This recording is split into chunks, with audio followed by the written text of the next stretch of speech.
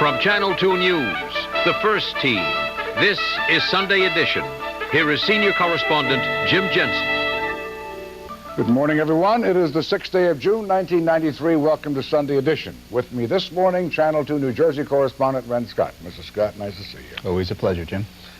On Tuesday, New Jersey's Republican voters will choose who will face Governor Jim Florio in this November's general election. It's been a campaign where at times the issues seem to have gotten clouded by the candidates' attack on each other. With us this morning are the three frontrunners to become the Republican candidate for governor of New Jersey, Christine Whitman, Cary Edwards, and Jim Wallwork. We'll be talking with our guests in just a few minutes. But first, in our cover story, Rem Scott takes a look at the candidates and the campaign. She's a former Somerset County freeholder and former president of the State Board of Public Utilities. And until now, her major political accomplishment was that she nearly defeated Senator Bill Bradley in the 1990 Senate race. But today, despite a campaign filled with controversy and mistakes, Christine Todd Whitman is still the frontrunner to win the Republican primary on June 8th. What is the one reason that you could throw out to me that I should vote for you for? Change. Honesty and change. A real commitment to bringing the people into the process. It's not just about managing the government we have a little better, because anyone can do that. It's fundamentally about creating a better government to manage, which means a real departure from politics as usual. In contrast, Cary Edwards is a longtime political veteran. After serving 2 terms in the state assembly, Edwards played a key role in the administration of Governor Tom Kean, first as chief counsel and later as attorney general. In 1989, Edwards lost to Jim Corder in the Republican gubernatorial primary, and since then he has worked as a senior partner for an international law firm. Edwards claims it's his extensive political experience that makes him the most qualified candidate for the job. I've worked at every level of government, local government successfully, legislator successfully, leadership in both instances, chief counsel to the governor, where I helped the first 4 years of the Kean administration mold public policy in the state for Tom Kean.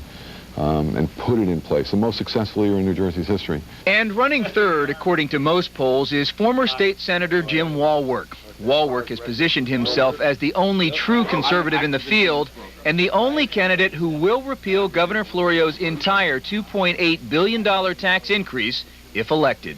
I'm going after changing the unnecessary rules and regulations that the business people say are stifling business and killing jobs. I'm going to reform the fines and fees because the fines and fees are onerous on business. I'm going to put the welcome mat out for business in the state of Jersey.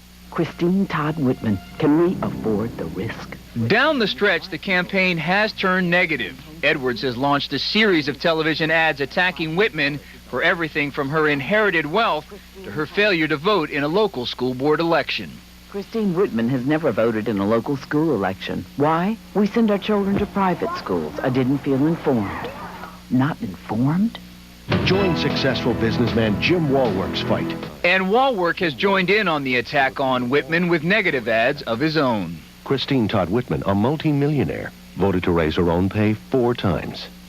Jim Wallwork voted against all legislative pay increases. A lack of official polling has made it hard to determine just how effective the negative ads have been, but just this week the Whitman campaign decided they were effective enough to warrant a response.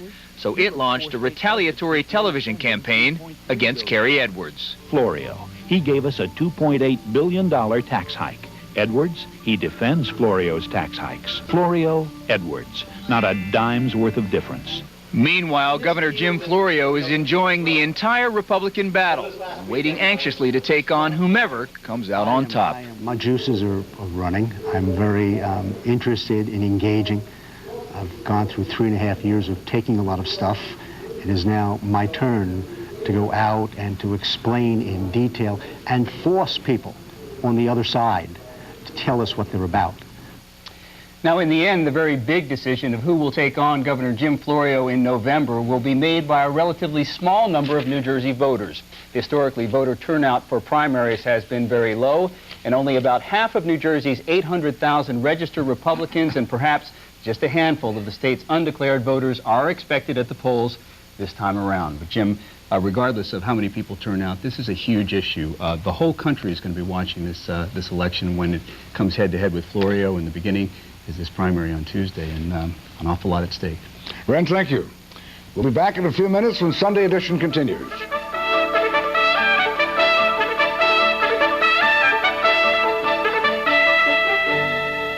The candidates in this week's New Jersey Republican gubernatorial primary: Christy Whitman, Cary Edwards, and Jim Wallwork. Good morning, everyone. Good morning. Sunday Edition.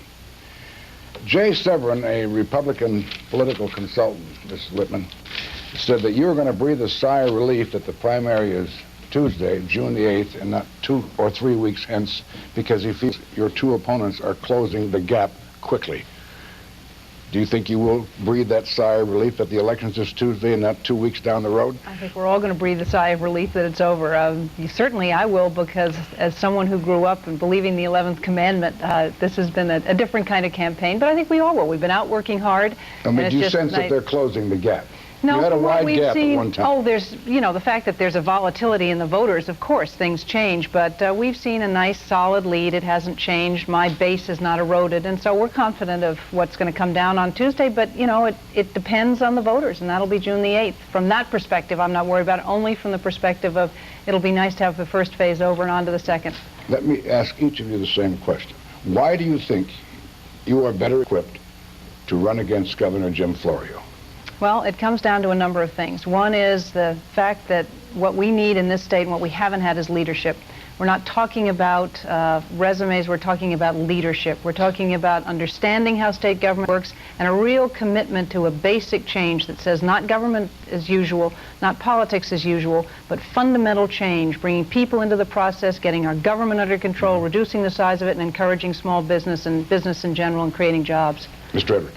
Well, I think it's a matter of having a vision for what New Jersey is, and I have one. I've laid out a plan for New Jersey's future, create jobs for real people who have lost their jobs over the last 3 years, to make our streets safe, to educate our children, getting back to the fundamental mission of state government. Who has the vision to do that? But I have to disagree. I think resume doesn't count, but experience counts.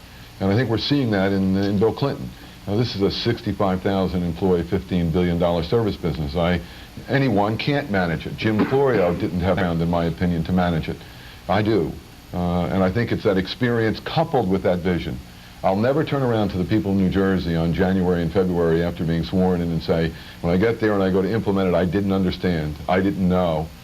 Being the former Attorney General, counsel of the governor, legislator, private business, the way I grew up and where I grew up, I understand what's going on in New Jersey, and I don't think it is easy to manage. And you've got to be able to do both. You can't just have a vision. Hundreds of people could enunciate a vision.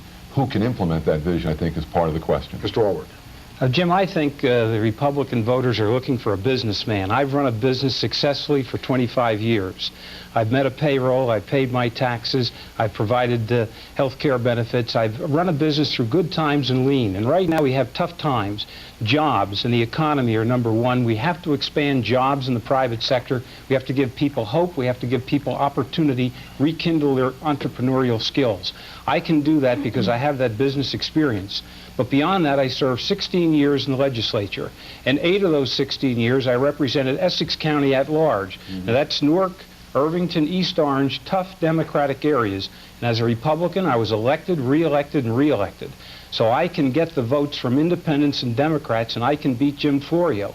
And besides that, we talk about leadership skills. I've demonstrated that in the legislature and business, but I also have my military background, having graduated from West Point, served as a commissioned Army officer on active duty for 4 years, 11 more years in the New Jersey National Guard. I know what leadership is all about, and I've taken the tough positions in this campaign because I'm the only one who said I'm going to repeal every dime of the Florio $2.2 billion income tax. Now, my colleague, Jersey correspondent Rem Scott. Rem? Well, you hit the nail on the head. It's the tax increase that I think urged all of you people to get involved with this campaign. It's pretty hard to talk about running against Jim Florio without talking about the tax situation. I'd like each of you to talk specifically about what you plan to do with the tax burden that is right now on the residents of New Jersey. Well, I've talked about 4% cutback in state spending over the first 4 years of my administration. That's $550 million, and we'll roll back all the Florio tax package. The Republicans have already rolled back $600 million. They're talking of rolling back another $300 to $500 million again this year. A 4% cut. I'm going to go after the salaries. I'm going to strip out the unnecessary political jobs in state government. I'm going to reform the political politicians' pension program, which again is costing tens of millions of dollars a year because people can get a full-time job for 3 years, then get a part-time job, and after 30 years retire based on their 3 full-time years of service. This is ridiculous. It costs the taxpayers an inordinate amount of money. Mr. Edwards, we talked just the other day. You said repealing the whole package is pie in the sky. I think it is. I think it's irresponsible to make that particular claim without being able to document it line item by line item. And that's why I've come out very specifically. The issue is jobs in New Jersey's economy being last in the nation as opposed to being first where it was before Jim Florio got there. Our taxing burdens cannot be uncompetitive with the Northeast and Mid-Atlantic states. Consequently, I've recommended for enactment this June 4 taxes: a reduction in our income tax to reduce personal tax burdens, our research and development tax credit, investment tax credit, an elimination of the subchapter S double taxation on small businesses, and an investment in tourism, because it really is jobs in the economy. And our taxing burden must be reduced. You can't promise people things that you can't deliver. We've seen politicians doing that for far too long. I'm realistic, understand, and the promises that I'm making are promises that I want the legislature to do by June 30th this year. And I'm willing to stand behind that as moving this economy forward so that we all can survive. Mrs. Whitman, your plan? Well, you know, the legislature's been working toward seeing some cuts, and they have a number of tax cut proposals in that have been in since '92. I mean, these are not new ideas. These are things that they've been working on. I have said from the onset that the goal of any administration has to be to roll back those remaining $2.2 billion because of the burden that it's put on the state of New Jersey and what it's cost us in jobs. But we have got to start with a plan. You have to have a performance audit of every agency of state government. You have to be able to put that government on performance-based budgeting. You have to look and see where we can introduce competition in the public sector, where we can privatize, the kinds of things that Governor Bill Weld did in Massachusetts, Governor Engler has done in Michigan. They're doable and they're real. We have to put ourselves into a position to be able to roll back taxes because that's the inordinate burden on our citizens. I've called for things like the privatization of the Sports and Exposition Authority, cutting the governor's staff by 20% within the first 120 days, implementing the PARI, which is the a report that looks at how we get at that mid-level management, the political patronage job saving $72 million. But you have to have the overall plan so it all fits in to what government should be doing. So now we have your general positions. We'll get into some specifics a little bit later on. Time now for a break. We'll have more with the candidates when Sunday edition continues.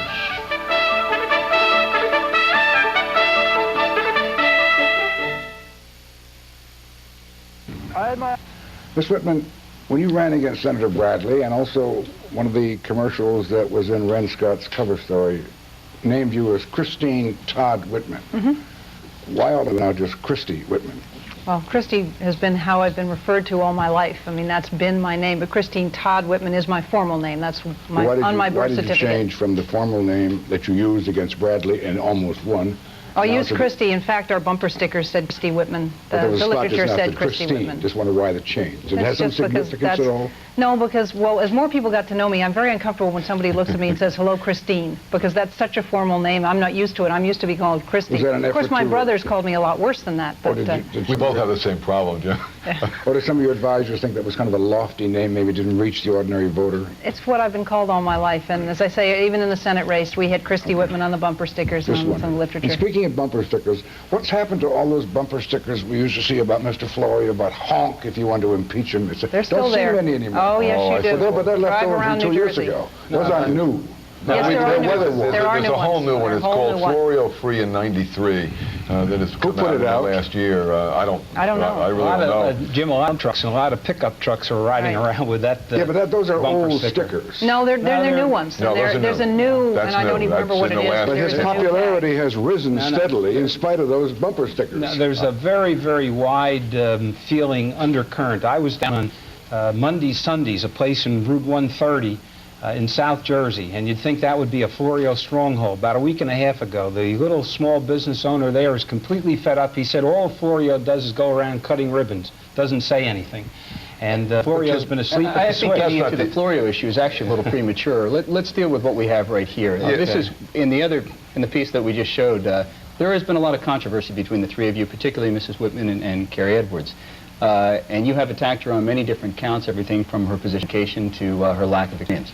What is it that keeps bringing you back to attacking Mrs. Whitman? What is the big negative in your mind? Well, it's not a negative in my, it's a difference. I believe that experience does count, not only a vision. I don't believe anyone can manage New Jersey state government.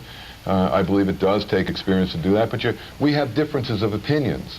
We have a major difference of opinion on how we approach education.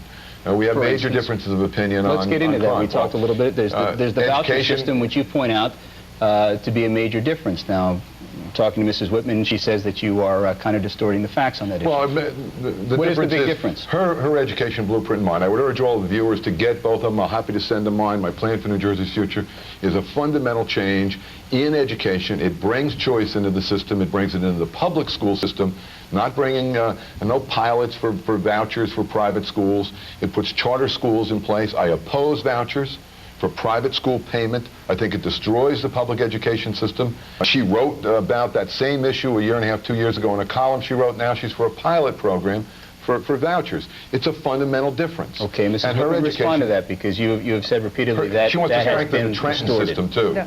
She wants to strengthen absolutely the not. Your response on the voucher system? Well, as I said before, and I hope everyone does, we have been getting about 200 calls a day for the various blueprints that we have, and so I hope people will get that education one, because it is important. But we have 2 days left. I don't think you're going to be mailing out to anybody. Oh, we are, your daily. What I support is choice within the public school system, core curricular standards, everything we need to encourage and support the public school system. But we have needy school districts with children in the systems right now, and these children are not getting a decent education. And I'm responding to the parents from those districts who said, if you give me choice within this public school system, you're doing me no good at all, because the entire system is failing. And I can't look those people in the eye and say, well, that's too bad. Your kids are going to go down. The choice that what we're talking about is a pilot project basis, on a pilot project basis only, in a special needs district with an income test. The same money that follows the child in the public school would follow them to the private or religious-based school, no more. It's something that the newly elected mayor of Jersey City very much wants to try. Out of education, if I may. You said you want to return to basic skills, but no social engineering in the classroom. What do you mean by social engineering, and why don't you want any? Well, I want the kids to master the basic skills, reading, writing, and arithmetic. As a businessman, I know What's social engineering?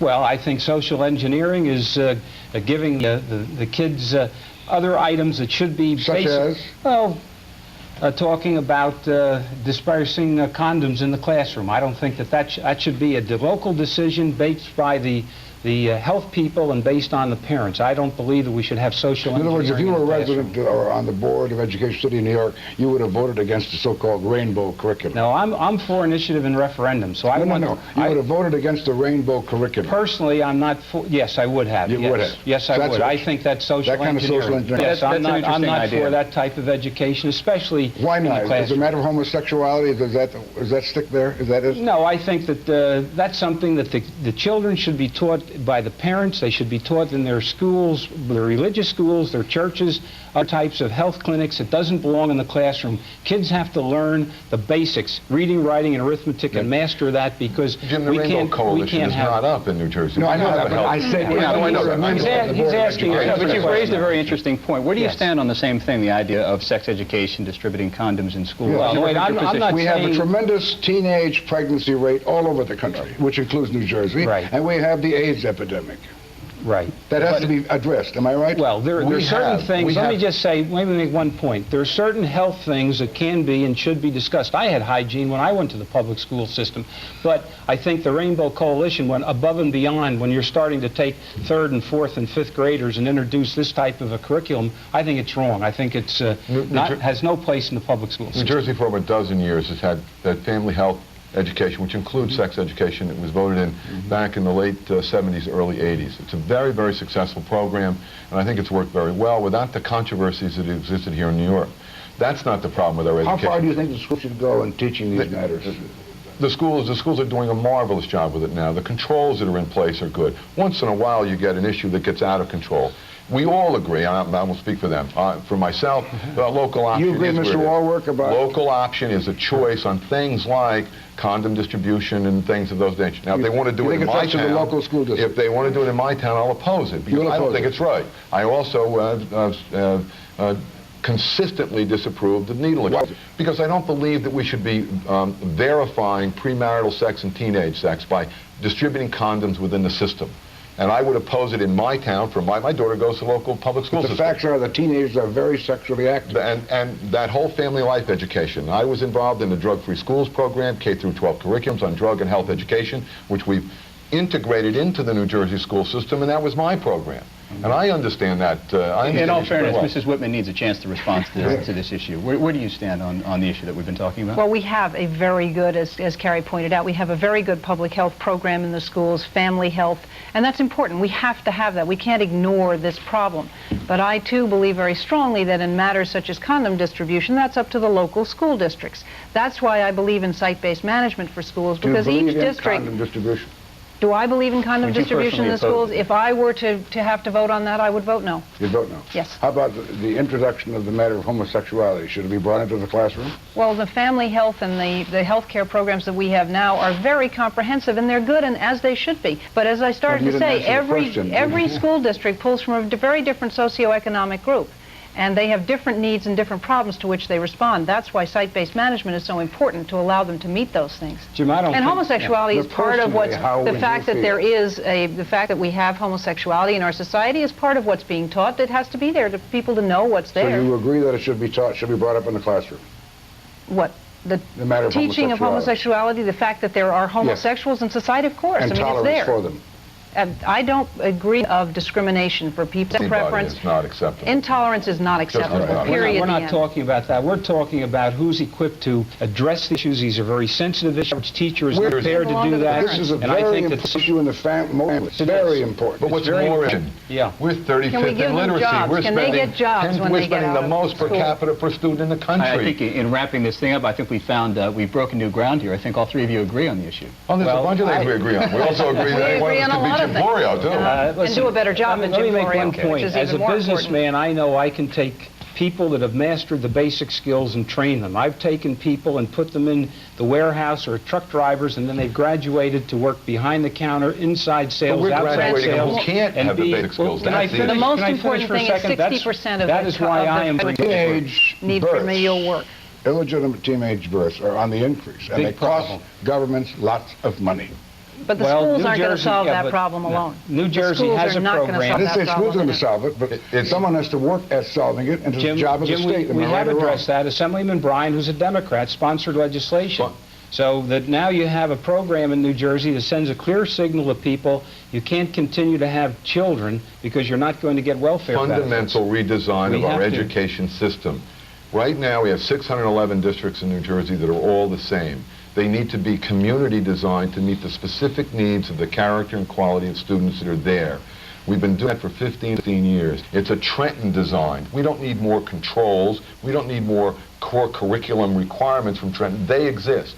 But we need to design a unique system. Newark needs an education system that begins at 6-month-old. We should have community learning centers that are there. Short Hills doesn't need that. It needs a different kind of system. Right now they're all the same. You've got to have basic standards of learning, of cognitive reasoning, of those kinds of things to give these kids the tools they need. You said you wanted more people involvement.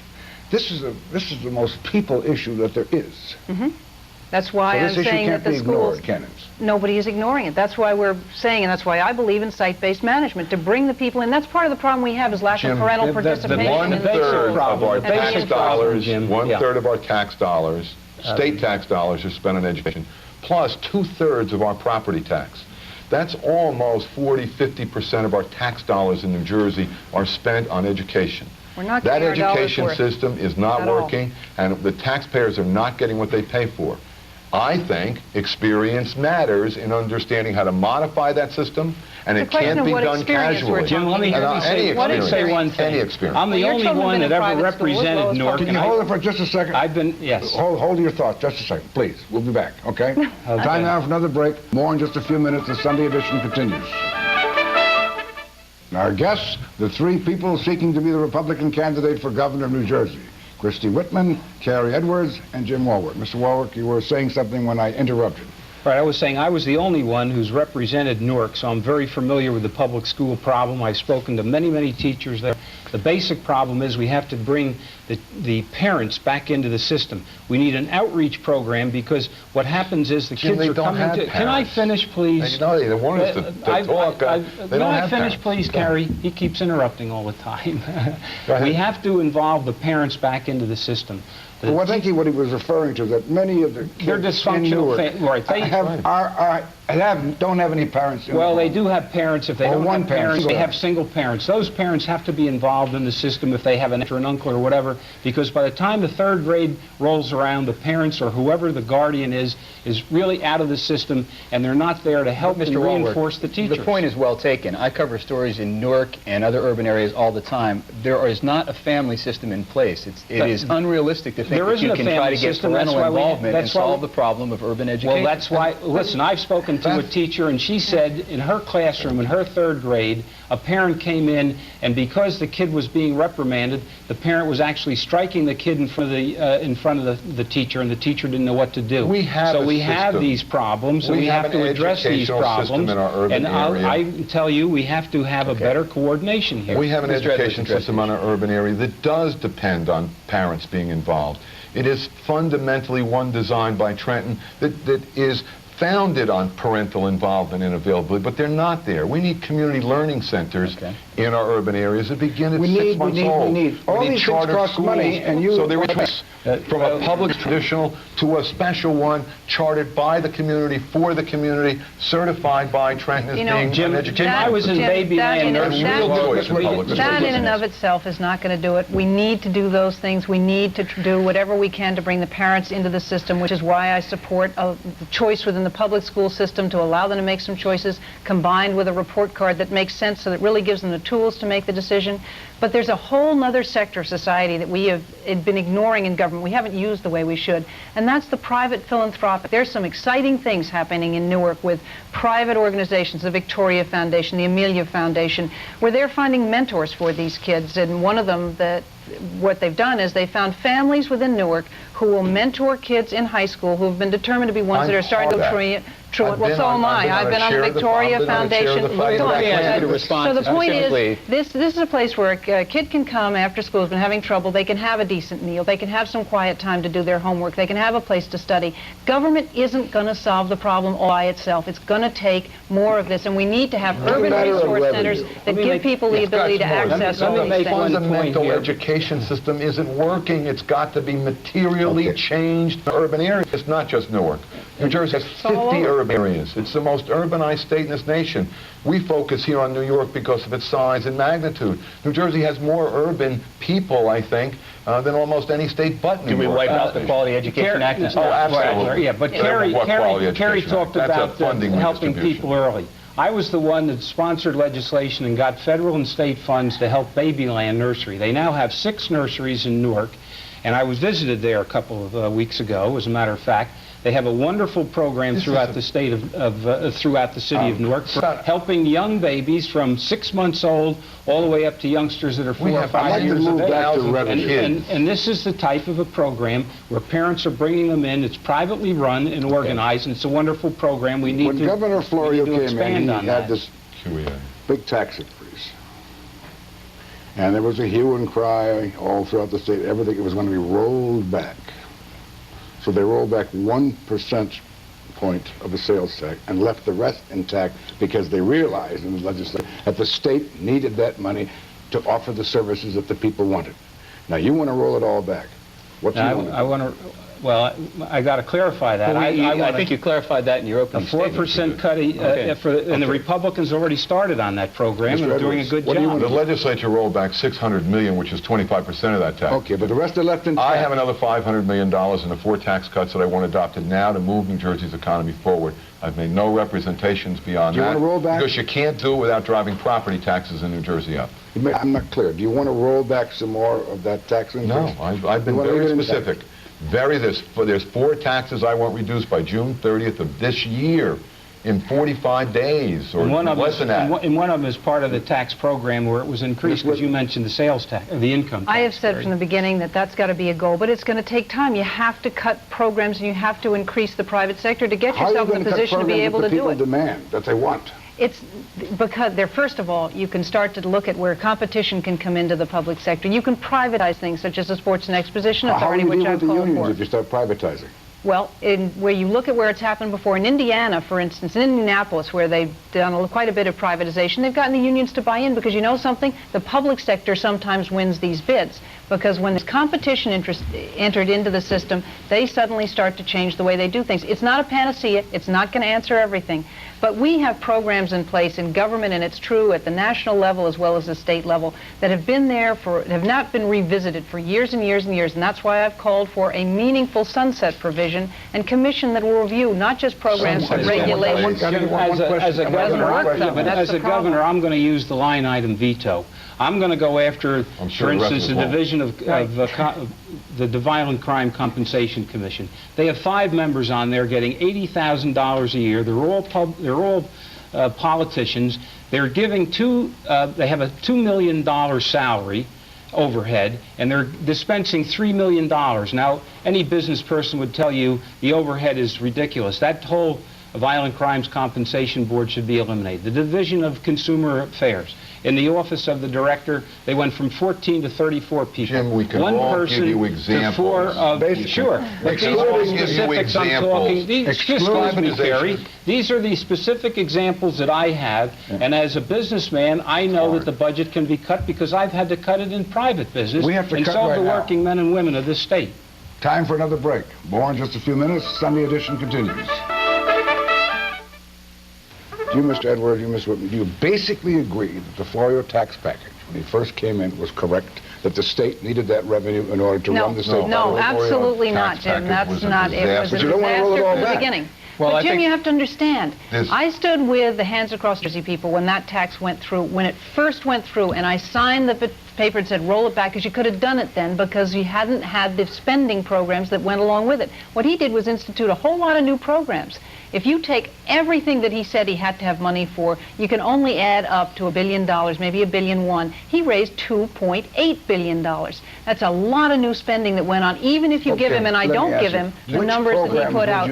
Which programs would you cut? Jim. You got to do the performance audit. You can say, Jim, I can look at you and say that if we put 47% of Medicare, 36% of Medicare recipients into HMOs, we'd save $42 million a year.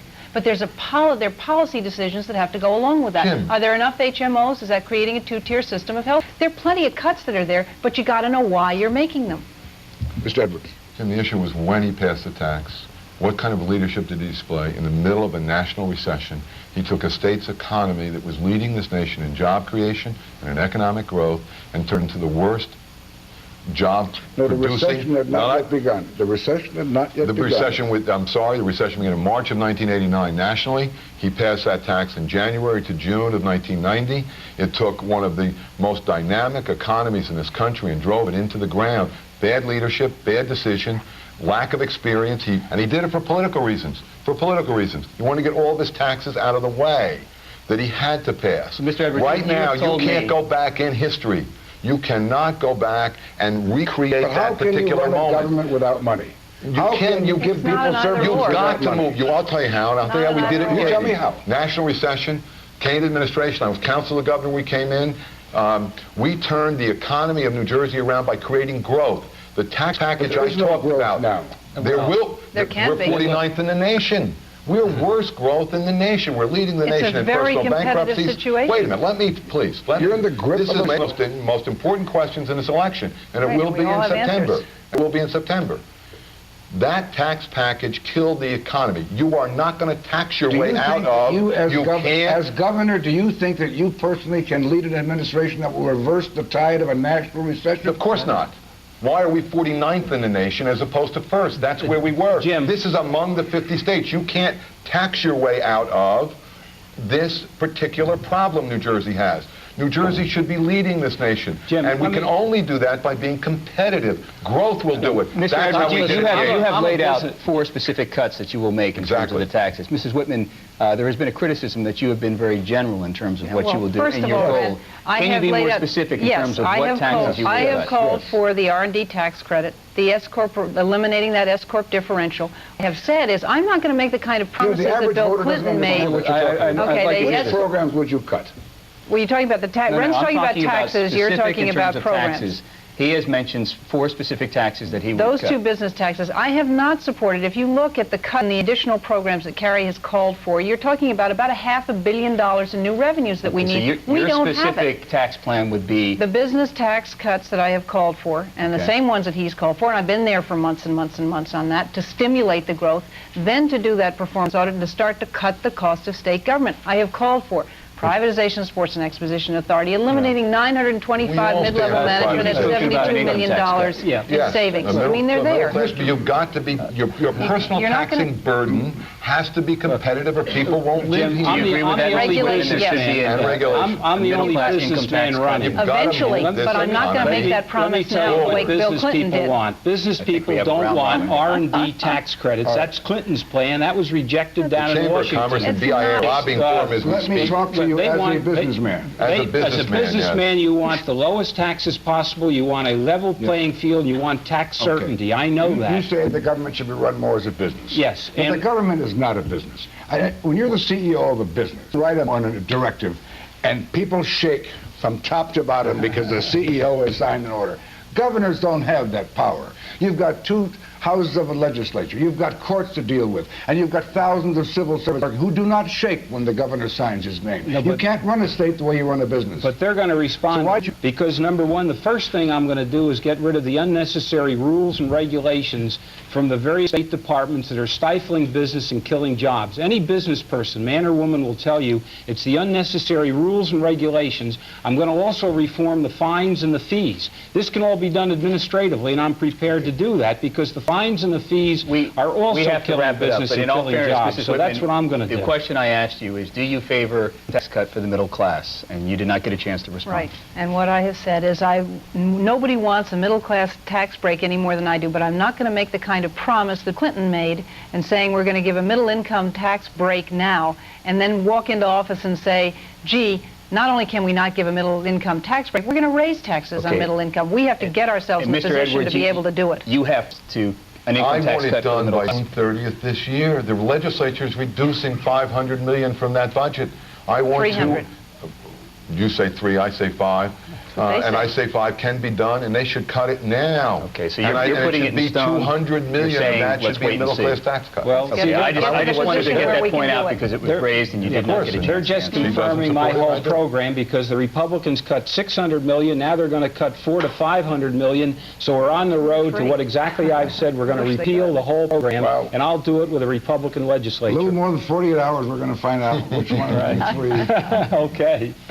Thanks very much, Jim, for having us here.